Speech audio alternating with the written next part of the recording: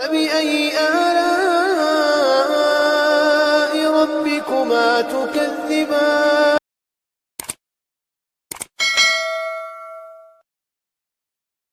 2012 کی جنوری میں حاجی صاحب بہت بیمار ہو گئے، یہاں تک کہ ایک ایسا بھی وقت آ گیا کہ ان کا دل بالکل بند ہو گیا تھا۔ پھر مشینوں کے ذریعے سے دل کو حرکت دی گئی، لیکن اللہ کا فضل، اللہ نے احسان فرمایا کہ حاجی صاحب اس بیماری سے بالکل ٹھیک ہو گئے۔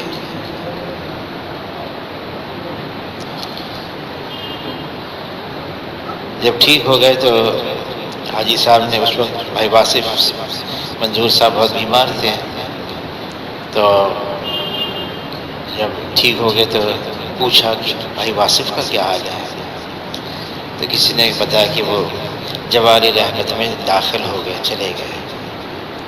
خیر حاجی صاحب نے افسوس کیا۔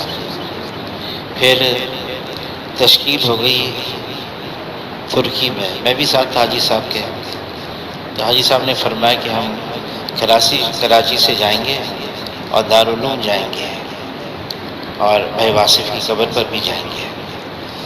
تو خیر انتظام ہوا، کراچی آئے اور تو ایئرپورٹ سے سیدھا حاجی صاحب وہ قبرستان گئے دارالعلوم کے۔ پھر فرمانے لگا نہیں بھائی ہمیں تو سب سے پہلے مسجد جانا چاہیے۔ گاڑی کو واپس لوٹایا اور مسجد میں گئے، اور مسجد میں ظہر میں بھی وقت تھا، انتظار کیا۔ 1:15 بجے وہاں ظہر کی نماز ہوتی تھی، جماعت کے ساتھ نماز پڑھی۔ پھر مفتی رفیع صاحب تھے اور مفتی تقی عثمانی صاحب تو کہیں گئے ہوئے تھے، ان سے جا کے ملاقات کی اور علماء حضرات سے ملاقات کی۔ پھر قبرستان میں آئے، کافی دیر بیٹھے رہے، اٹھے۔ اب گاڑی میں ہی تھے تو میں نے پوچھا کہ قبرستان میں آپ نے جو قبر پر گئے تو آپ کو کچھ محسوس ہوا؟ کیا محسوس ہوا آپ کو؟ فرمانے لگے میرے شان مجھے کیا پتہ چلے گا، مجھے تو کچھ پتہ ہی نہیں چلتا ہے۔ میں تو خود لوگوں سے پوچھتا ہوں کہ بھائی ان قبر والوں کا کیا حال ہے، کوئی مکاشفہ ہو، کوئی کشف ہو کسی کو، تو میں تو ان کا سہارا لیتا ہوں، مجھے تو کچھ پتہ ہی نہیں چلتا ہے، اور مجھے باقی کچھ پتہ نہیں چلا۔ بہرحال لیکن حاجی صاحب کے اندر تواضع کچھ ہوتا بھی تھا تو ظاہر ہی نہیں کرتے تھے، عام آدمی کی طرح رہتے تھے۔ کسی نے اتنا کہہ دیا مشورے میں، حاجی صاحب تو اندر کمرے میں تھے، مشورے کی آواز کمرے میں جاتی تھی، تو کسی نے کہا کہ پچھلی دفعہ جو مشورہ ہوا بہت جلدی میں ہوا اور دعا بھی ہو گئی اور حاجی صاحب کو اطلاع بھی نہیں کی، اور حاجی صاحب بہت محسوس کر رہے تھے کہ مجھے بتایا کیوں نہیں، اور مشورہ پورا ہو گیا۔ حاجی صاحب اندر سن رہے تھے۔ بہرحال حاجی صاحب سے ملاقات کے لیے گئے تو حاجی صاحب نے فرمایا کہ میری طرف سے یہ کیسے بات کہہ دی، میں کون ہوتا ہوں کوئی بات محسوس کرنے کے لیے، میری کیا حیثیت ہے، میں کیا چیز ہوں کہ جو میں محسوس کروں؟ کہ میں نے کوئی محسوس نہیں کیا، آپ حضرات جو ہے نا مشورہ کرتے ہیں ماشاءاللہ۔ پھر جب آئرلینڈ سے واپس آئے، کارگزاری سنائی، تو حاجی صاحب فرمانے لگے بھائی تم لوگ تو اللہ کے راستے میں پھر رہے ہو اور میں یہاں پر بستر پر ہوں، اور میں یہاں پر صرف کوئی بات آتی ہے تو میں سن لیتا ہوں اور کارگزاری بھی سن لیتا ہوں، لیکن تم لوگ پھر رہے ہو، اور کاش کہ میں بھی اللہ کے راستے میں پھرنے والا ہوتا تم لوگوں کی طرح۔ حاجی صاحب ایک بات فرماتے تھے کہ آدمی چھوٹا بن کر رہے اور اس میں اس کی بڑی ترقی ہے۔ جو چھوٹا بن کر رہتا ہے اس کی کوئی طلب نہیں ہوتی کہ لوگ میری عزت کریں، لوگ میری تعظیم کریں اور لوگ میری بات کو سنیں۔ حاجی صاحب فرماتے تھے کہ اس راستے میں ترقی اس کے لیے ہے جو اپنی حیثیت کو مٹاتے چلا جائے، بلکہ یہاں تک فرماتے تھے آدمی بے نفس ہو جائے، کوئی اپنا تقاضا ہی نہ ہو، اپنی ذات کا کوئی تقاضا ہی نہ ہو، بے نفس ہو جائے۔ اور وہ بات جو فضائل اعمال میں لکھی ہوئی ہے، اپنے آپ کو مردوں میں شمار کر زندوں میں سمجھ ہی نہیں، تو پھر نہ کسی بات کی خوشی ہے نہ کسی بات کا رنج ہے۔ اپنے آپ کو مردوں میں شمار کرو، زندوں میں سمجھو ہی نہیں اپنے آپ کو۔ پھر حاجی صاحب فرمانے لگے کہ مولانا یوسف صاحب رحمۃ اللہ علیہ فرماتے تھے کہ یہ آدمی کام کرتے کرتے کرتے جب اس کی اونچ نیچ سے واقف ہو جاتا ہے، تجربے کار بن جاتا ہے، تو پھر وہ اپنے ہی ذہن میں اپنا ایک مقام بنا لیتا ہے۔ پھر وہ متوقع ہوتا ہے، اس کی توقعات یہ ہوتی ہیں کہ میرے آس پاس میرے ارد گرد جو لوگ جمع ہیں یہ میرے ساتھ وہ معاملہ کریں جو میں نے اپنے ذہن میں اپنا ایک مقام بنا دیا ہے۔ اب ظاہر ہے سب کو تو نہیں، وہ تو اس نے اپنے ذہن میں بنایا ہے، جب اس کے ساتھ وہ معاملہ نہیں کیا جاتا تو پھر یہ بگڑتا ہے، یہ جھگڑتا ہے، یہ لڑتا ہے اور یہ ٹوٹتا ہے۔ آدمی جتنا ترقی کرتا رہے گا اس راستے میں، فرمایا جتنی اللہ کی معرفت کھلتی چلی جائے گی، جتنی اللہ کو ہم اللہ سمجھ کر، پہچان کر اور اللہ کی مان کر زندگی گزاریں گے، اتنی آدمی کے اندر عاجزی اور انکساری ہوگی۔ فرمانے لگے دیکھو درخت ہے، جس ٹہنی میں پھل ہوتا ہے وہ ٹہنی جھکی بھی ہوتی ہے، اور جس ٹہنی میں پھل نہیں ہوتا وہ اکڑی بھی ہوتی ہے، وہ اونچی ہو جاتی ہے۔ فرمایا کہ عاجزی، تواضع، انکساری یہ اس بات کی پہچان ہے کہ ہاں اللہ نے اس کے سینے میں بہت کچھ رکھا ہوا ہے، اس بات کی علامت اور پہچان ہے۔ حاجی صاحب عام آدمی کی طرح رہتے تھے، مجمع میں رہتے تھے، اور ترغیب بھی یہ دیتے تھے کہ عام مجمع میں رہو، مسجد میں رہو۔ اور یہ بھی فرمایا کہ دیکھو جب آدمی ممبر پر بیٹھنے کا عادی بن جائے، اسے خوب بیان کروایا جائے اور اس کو ممبر کا عادی بنا دیا جائے، تو پھر اس کے بعد اس کو اگر یوں کہا جائے تم نیچے بیٹھ جاؤ اور کسی کا بیان ہو رہا ہے تم نیچے بیٹھ کے سنو، تو اس کے لیے بہت مشکل ہے، یہ بہت مشکل کام ہے اس کے لیے۔ مولانا الیاس صاحب رحمۃ اللہ علیہ میوات جاتے تھے اور میواتی ان کا بہت اکرام کرتے تھے، بہت عزت کرتے تھے، لیکن جب واپس آتے تو مولانا الیاس صاحب رحمۃ اللہ علیہ حاجی صاحب فرمائیں گے 3 دن اعتکاف میں بیٹھ جاتے مسجد میں، اور کبھی کبھار تھانہ بھون چلے جاتے، کبھی سہارنپور چلے جاتے اور وہاں اعتکاف میں بیٹھ جاتے 3 دن کے لیے، اور کبھی تو صرف نظام الدین بنگلے والی مسجد میں ہی اعتکاف میں رہتے اور اتنا اللہ اللہ کرتے، اللہ اللہ کرتے، اور یوں فرماتے کہ بھئی لوگ میرا ہاتھ چومتے ہیں، لوگ میرا اتنا احترام کرتے ہیں، ایسا ادب کرتے ہیں، بس ڈر لگا رہتا ہے ہر وقت۔ مولانا یوسف صاحب رحمۃ اللہ علیہ کے ملفوظات میں ہے کہ اللہ تعالیٰ نے قرآن پاک کو سورہ فاتحہ کے بعد الف لام میم سے شروع کیا ہے، الف لام میم ذالک الکتاب لا ریب فیہ، اور الف لام میم یہ حروف مقطعات ہیں، اور اس کا کیا مطلب ہے؟ اللہ عالم بمرادہ، اللہ ہی اس کا مطلب جانتے ہیں۔ اور وہ یوں فرماتے تھے اس کی حکمت یہ ہے کہ اپنے جہل کا اقرار کرو، لا عالم میں نہیں جانتا، اور جو یوں کہتا ہے لا عالم میں نہیں جانتا، فرمایا کہ اس کے پاس آدھا علم ہے اور باقی آدھا علم حاصل کرنا اس کے لیے آسان ہے۔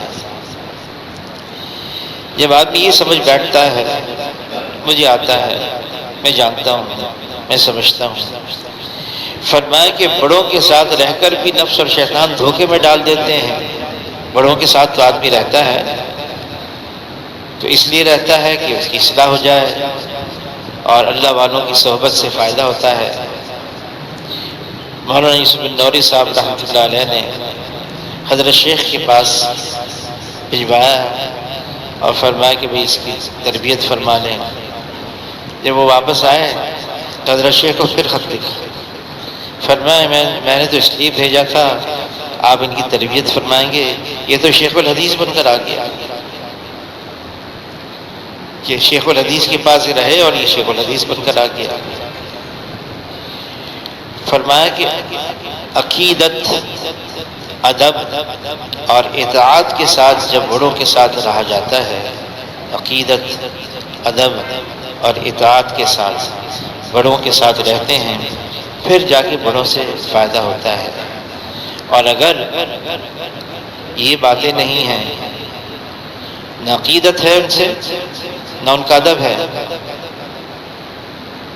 اور نہ ان کی تعظیم کے اندر اس کے کوئی تعظیم کرنے کا کوئی جذبہ ہے، اور ان کی بات کو بھی ماننا نہیں ہے، اطاعت کا بھی کوئی جذبہ نہیں، فرمایا کہ اس طرح سے کوئی فائدہ نہیں ہوگا۔ ابو جہل تو حضور سے رشتہ داری تھی، اور ابو الحکم اس کا لقب تھا، بڑی سمجھداری کی بات کرتا تھا، سردار تھا قوم کا، قریش قبیلے سے تعلق تھا، مکہ مکرمہ میں رہتا تھا، اور بیت اللہ کی صفائی بھی وہی کرتا تھا، لیکن نہ عقیدت، نہ ادب، نہ اطاعت، کوئی فائدہ نہیں۔ آدمی جب چھوٹا بن کر رہے، فرمایا حاجی صاحب نے، جو سب سے زیادہ نقصان آدمی کو ہوتا ہے اس وقت ہوتا ہے جب اپنے سے بڑوں کی کوئی بات، کمی اس کے سامنے آ جاتی ہے۔ اب ظاہر ہے وہ تو ساری انسان ہے، بے عیب ذات صرف ایک اللہ کی ہے، اللہ میں کوئی کمی نہیں، کوئی کجی نہیں، کوئی خامی نہیں، بے عیب ذات صرف ایک اللہ کی ہے۔ پھر اللہ تعالیٰ نے فرشتوں کو ایسا بنایا ہے کہ ان کے اندر معصیت کا جذبہ ہی نہیں رکھا، اور اللہ تعالیٰ نے انبیاء علیہ السلام معصوم عن الخطا بنایا، گناہ کر نہیں سکتے، اور صحابہ کرام محفوظ کے اللہ سے راضی ہو گئے، باقی ہم بچے ہیں۔ حاجی صاحب فرمانے لگے، سب سے زیادہ نقصان آدمی کو اس وقت ہوتا ہے جب بڑوں کی کوئی کمی دل میں آ جائے، پھر آدمی اس کام کے اندر رہتا نہیں۔ مفتی زین العابدین صاحب رحمۃ اللہ علیہ بیان فرما رہے تھے، تو بیان میں فرمایا، ایک روایت میں آیا ہے کہ انبیاء علیہ السلام 1.25 لاکھ کے قریب تھے۔ پھر فرمایا ایک روایت یہ بھی آئی ہے کہ 2 لاکھ کے قریب تھے۔ تو ایک صاحب کو اس پر کہا، میں نے تو یہ روایت کبھی نہیں دیکھی، کبھی نہیں سنی، کہاں سے روایت لے لی؟ اس انداز سے انہوں نے، حالانکہ تبلیغ کے اندر بہت آگے تھے، زیادہ وقت نہیں گزرا وہ نظر ہی نہیں آنے لگے، کیا وجہ ہے؟ آدمی جن کے ساتھ رہے، جن کے پاس رہے، جن کی صحبت اٹھائے، وہ پھر ایسا بن جائے کہ جو کچھ ہے نہیں کے اندر۔ مولانا جمشید صاحب رحمۃ اللہ علیہ حاجی صاحب پر ایسے فدا تھے، کراچی آئے تھے مولانا جمشید صاحب، کوئٹہ سے یہاں پر پہنچے، حاجی صاحب کا پیغام آیا، بھائی ان کا علاج کراؤ، یہ اتنے کمزور کیوں ہو رہے ہیں؟ اور یہ ایک بات کو کئی دفعہ دہرانے لگے ہیں، ان کا حافظہ بھی کمزور ہو گیا ہے۔ تو خیر ان کو یہاں پر ڈاکٹر عبدالباسط صاحب سے بقائی ہسپتال میں وہاں لے کے گئے، ان کی لیبارٹری میں ان کے سارے خون کا ٹیسٹ ہوا، سب کچھ ہوا، اور جب ساری رپورٹیں آئیں سب ٹھیک تھیں، تو ان سے کہا کہ آپ کی ساری رپورٹیں ٹھیک ہیں۔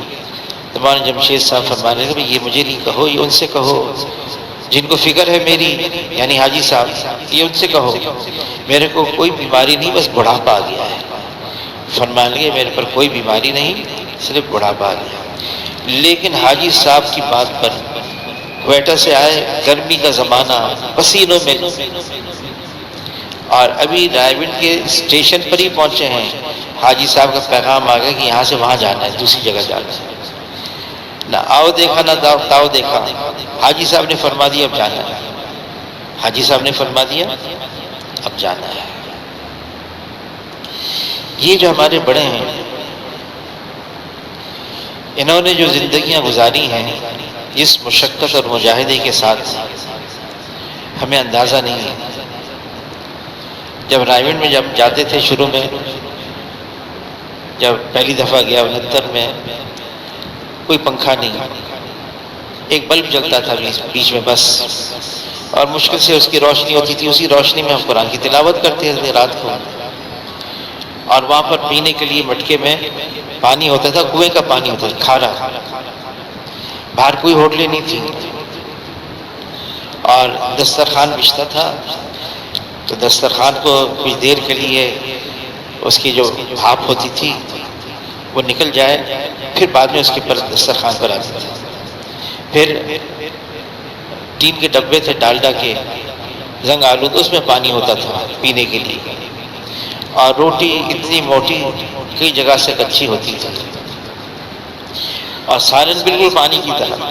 کبھی کبھار اس سالن میں چنے کی دال کا کوئی دانہ نکل آتا تھا، جس کو نکل آتا تھا وہ بڑا خوش ہوتا تھا، دکھاتا تھا، جو ساتھ بیٹھے ہوتے تھے کہ بھئی آج چنے کی دال کا دانہ نکل آیا ہے۔ جو مشقتیں اٹھائی انہوں نے۔ پھر حاجی صاحب صرف اپنے لیے نہیں، اوروں کو بھی ترغیب دیتے تھے، نہیں بھائی مشقت اٹھاؤ، ہمارے کام کی بنیاد قربانی ہے، مشقت ہے۔ مولانا یوسف صاحب رحمۃ اللہ علیہ جب پاکستان آئے، بلال پارک میں شب جمعہ تھی، بیان فرمایا لاہور میں۔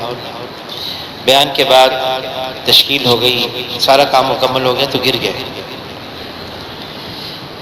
تو بھائی شفیع قریشی صاحب رحمۃ اللہ علیہ، ان کی گاڑی بڑی تھی، اپنی گاڑی میں بٹھایا تو مولانا یوسف صاحب پوچھنے لگے بھی کہاں لے کے جا رہے ہو؟ کہا میں وہ ہسپتال لے کے جا رہا۔ کہا نہیں وہ مجھے ہسپتال نہ لے کے جاؤ، وہاں عورتیں ہوتی ہیں، وہ مجھے ہاتھ لگائیں گی، انجیکشن لگائیں گی، وہاں نہ لے کے جاؤ۔ تو اس پر شفیع صاحب رحمۃ اللہ نے فرمایا حضرت آپ بالکل اطمینان رکھیں، کوئی عورت آپ کے قریب بھی نہیں آئیں گی، بس صرف آپ کو پتہ تو چلے کہ آپ کو اتنی کمزوری ہوئی کیسے، وہ ذرا معلومات ہو جائیں گی، ڈاکٹر کو بلائیں گے، دیکھ لیں گے، اور علاج کرنا بھی یہ بھی سبب کے درجے میں ہے، دنیا دارالاسباب ہے۔ تو ان کو پیچھے لٹا دیا، اور شفیع صاحب خود گاڑی چلا رہے تھے قریشی صاحب، تو آواز آ رہی تھی پیچھے سے لا الہ الا اللہ لا الہ الا اللہ لا الہ الا اللہ محمد رسول اللہ۔ آواز آتی گئی، جب ہسپتال کے قریب پہنچے ایمرجنسی کے دروازے پر تو آواز بہت مدھم ہو گئی تھی، اور جب اندر بھاگ کے ڈاکٹر بلایا گیا تو آواز تو بالکل بند ہو گئی تھی۔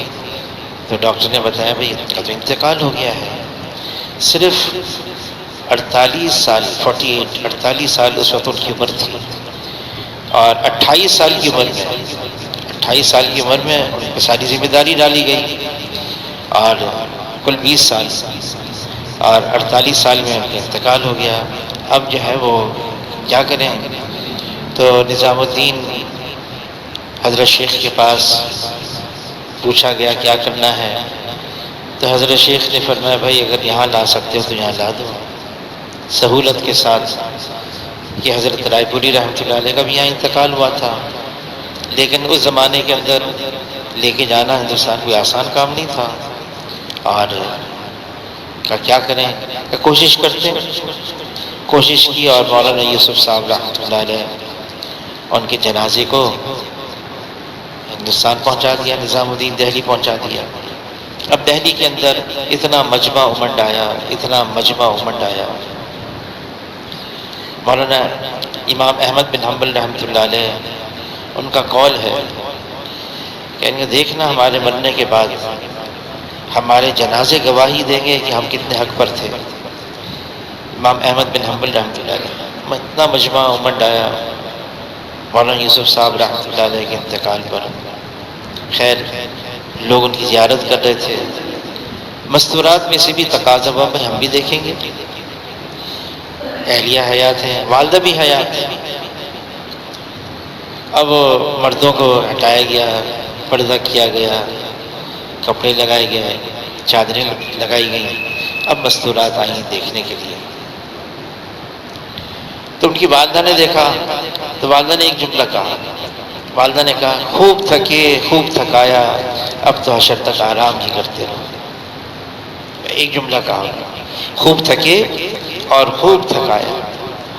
تو اسی طرح سے حاجی صاحب کا یہ حال تھا، اتنا تھکتے تھے، اتنا تھکتے تھے، اور یہاں تک کہ ان کی نیند بھی پوری نہیں ہوتی تھی، اور مشہور ہے وہ تو بیان میں ہی سو جاتے تھے۔ کئی سال پہلے ایک صاحب آئے، نیو یارک سے آئے، اور انہوں نے اپنا تعارف کروایا مکی مسجد میں، بھائی امین صاحب رحمۃ اللہ علیہ۔ تو انہوں نے تعارف کروایا کہ میں یہ ہوں اور اس تنظیم سے بھی میرا تعلق ہے، یہودیوں کی ایک تنظیم تھی، اور میں اس تبلیغ کے بارے میں معلوم کرنا چاہتا ہوں کہ لوگ بہت ڈرے ہوئے ہیں ان سے کہ ان کے پاس ہے کیا چیز ہے کہ یہ ایک ایسا خاموش انقلاب لے کر آ رہے ہیں ساری دنیا میں، وہ ہے کیا چیز ان کے پاس۔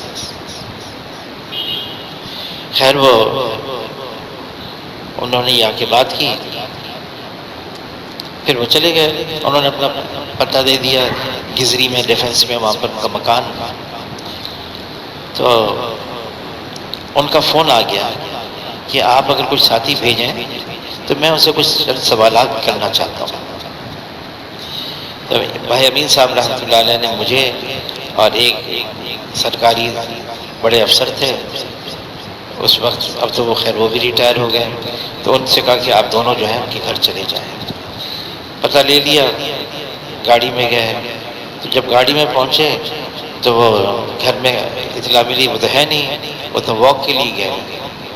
تو خیر ان کو فون کیا کہ بھئی ہم آپ کے گھر پہنچ گئے ہیں، آپ کو سوالات کرنے تھے۔ تو انہوں نے کہا ہاں میں آ رہا ہوں بھی، آپ وہیں کھڑے رہیں۔ اتنے میں دیکھا کہ وہ اتنی سی انہوں نے وہ چڈی پہنی ہوئی تھی اور اتنا بڑا کتا ان کے ساتھ۔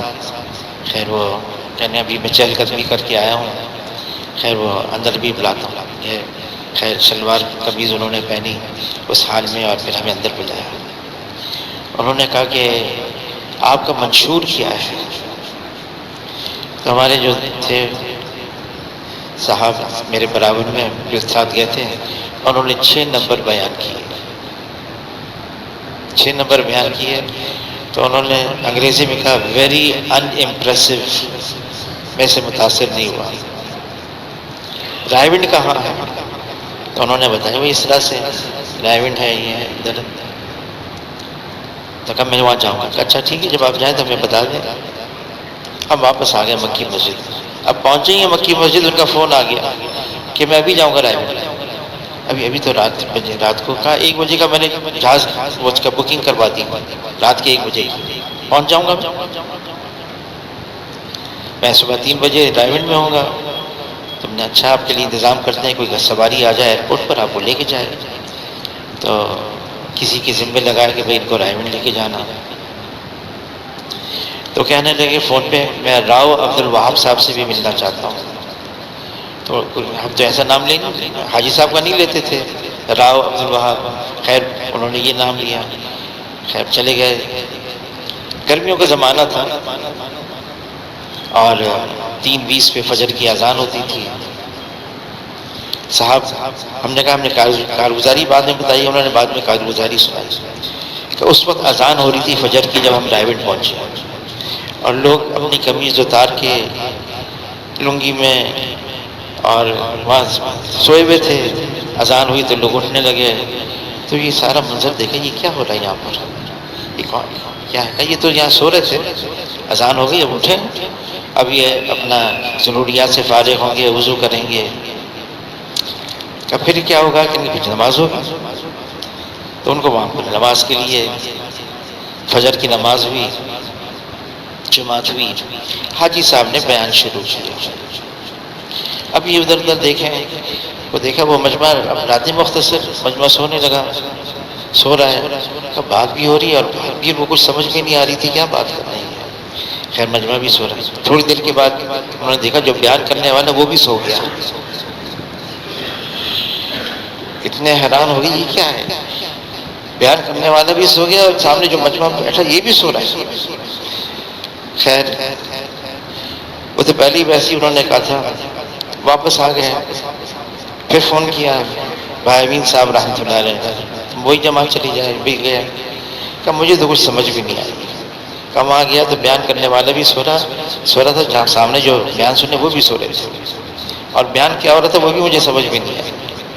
لیکن میں حیران ہوں کہ اتنے ہم خائف کیوں ہیں آپ لوگوں سے، اتنے ڈرے بھی کیوں ہیں آپ لوگوں سے، آپ کے پاس تو کچھ بھی نہیں ہے۔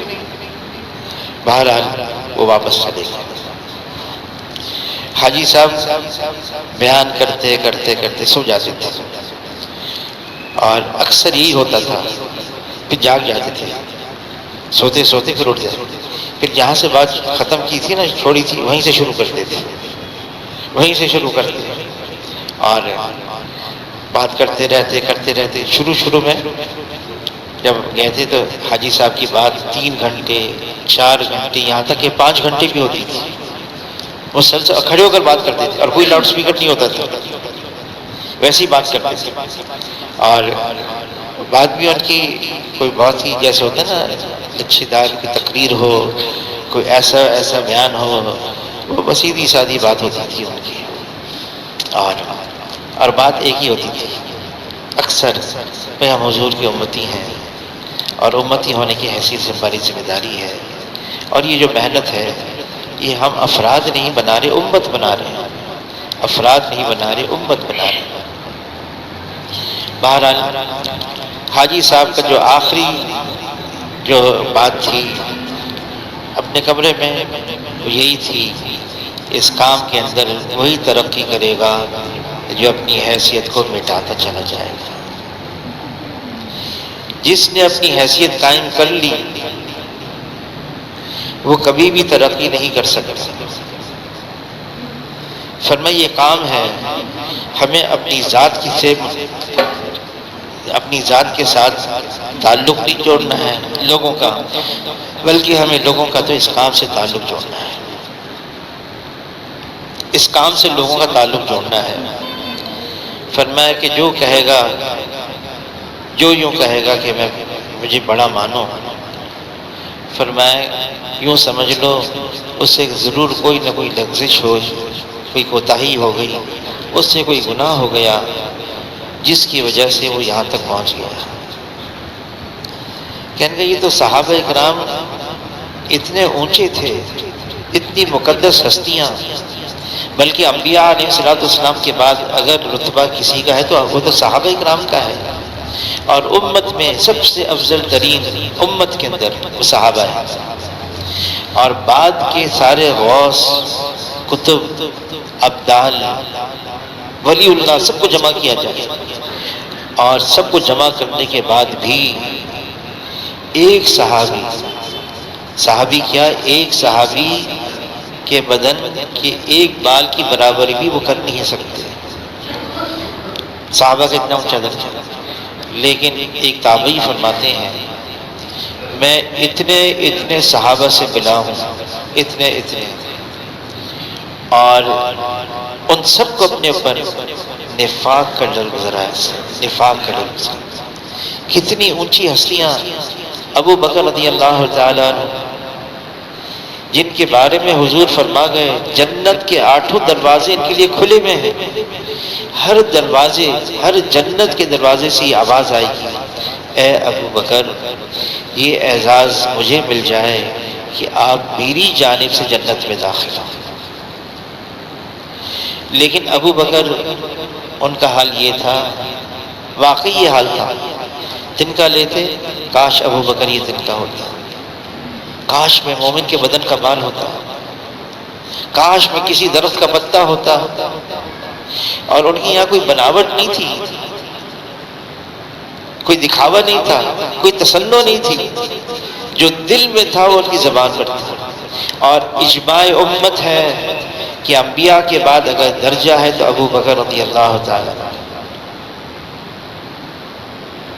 لیکن اپنی حیثیت کو مٹایا ہوا تھا، روتے تھے روتے تھے، میرا آخرت میں بنے گا کیا؟ عمر رضی اللہ تعالیٰ، مشہور ہے جس راستے سے گزر جائیں شیطان ہمت نہیں کرتا تھا اس راستے سے گزرنے کی، لیکن رات کو ابو عمر رضی اللہ تعالیٰ رو رہے ہیں اور کیا کہنے، کاش میری ماں نے مجھے جنا ہی نہ ہوا ہوتا۔ واقعی ان کی دل کی آواز تھی، میں تو کچھ بھی نہیں۔ کسی نے کہہ دیا، اے عمر تمہاری وجہ سے دین چمک گیا، فرمایا نہیں، یہ دین ہے جس کی وجہ سے عمر چمکا ہے۔ کسی نے کہا حاجی صاحب سے کہ فلاں صاحب بہت مشہور ہو گئے ہیں،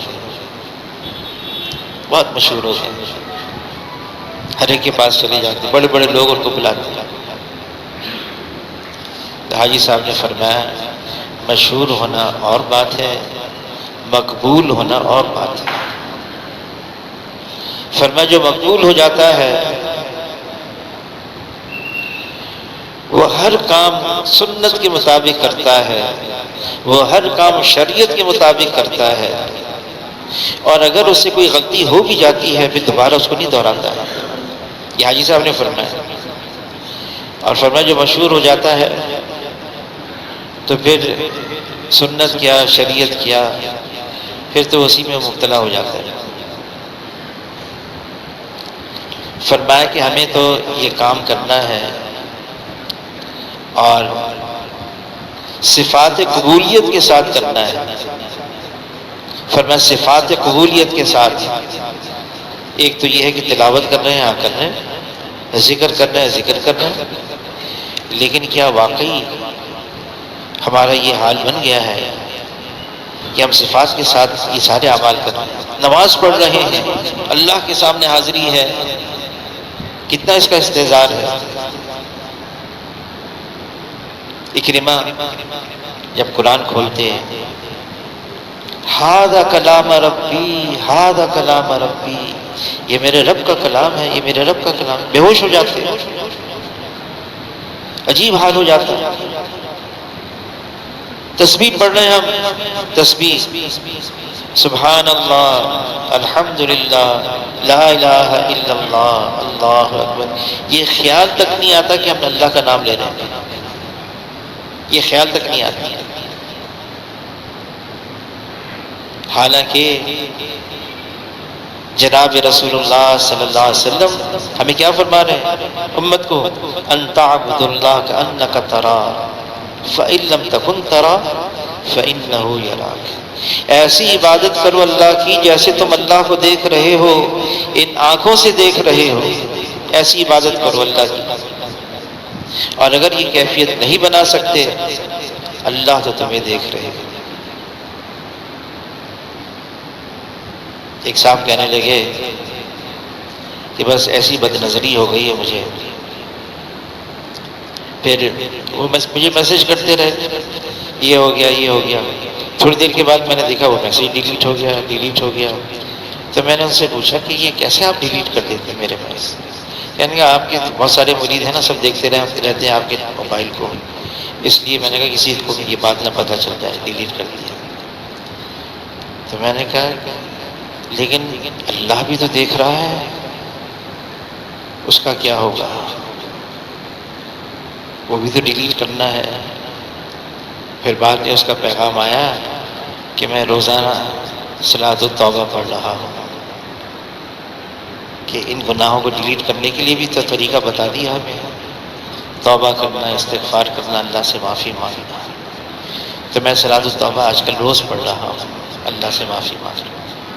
ایسی عبادت کرو جیسے تم ان آنکھوں سے اللہ کو دیکھ رہے ہو، اپنی کیفیت ایسی بناؤ، اللہ کا استحضار ہو جائے، اتنا اللہ اللہ کرو۔ حاجی صاحب جب سب سے آخر میں 2 اجتماعات کے درمیان میں جمعرات کا دن تھا، آئے وہاں پر حویلی میں اور بات فرمانے لگے. پھر یہ فرمایا آخر میں اتنا اللہ اللہ اللہ کرو کہ اللہ کا استحضار ہو جائے. اور پھر وہاں سے سیدھا ہسپتال چلے گئے. پھر وہاں تو پھر ان کا حال ہی ہو گیا تھا، ڈینگی ہو گیا تھا ان کو، بس خون ناک سے ہونٹوں سے ہر جگہ سے رس رہا تھا ان کا. بہرحال تو حاجی صاحب نے فرمایا کہ اللہ کا استحضار ہو جائے، کیونکہ یہی وہ چیز ہے، یہی وہ دولت ہے، اللہ کا استحضار، جو آدمی کو حرام کردہ چیزوں سے روک سکتی ہے. اس کے علاوہ کوئی اور چیز نہیں، کوئی اور چیز نہیں. عرض کیا اللہ کے رسول صاحب تقویٰ متقی پرہیزگار میں کیسے بنوں گا؟ فرمایا کہ اللہ کی حرام کردہ چیزوں سے اپنے آپ کو روک لو، سب سے زیادہ متقی بن جاؤ. گناہوں سے بچنا سب سے بڑا تقویٰ ہے. گناہوں سے بچنا سب سے بڑا تقویٰ. اللہ کا استحضار ہو جائے. اور واقعی صحابہ کرام کو ایسا ہو گیا تھا کہ علی رضی اللہ تعالیٰ عنہ فرماتے ہیں اگر میرے اور اللہ کے درمیان کے پردوں کو ہٹا دیا جائے تو میرے ایمان میں ذرے برابر کا اضافہ ہو. میں تو اب بھی ایسا ہوں جیسے ان آنکھوں سے اللہ کو دیکھ رہا. اور واقعی ان کا یہ حال بن گیا تھا، واقعی حقیقتاً ان کا یہ حال بن گیا تھا. عثمان رضی اللہ عنہ فرماتے میں بیت الخلاء کے لیے باہر جنگل میں جاتا تو میں کہتا اللہ تو دیکھ رہے ہیں.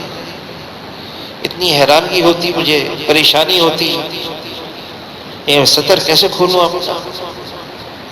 اللہ کا اتنا استحضار. اور شیخ الحدیث مولانا زکریا صاحب رحمۃ اللہ لکھا ہے جب آدمی بیت الخلاء جاتا ہے نا پھر واپس آتا ہے پھر کہتا ہے غفرانک، استغفار پڑھتا ہے، اے اللہ مجھے معاف کر دے. تو فرمایا یہ غفرانک کیوں ہے؟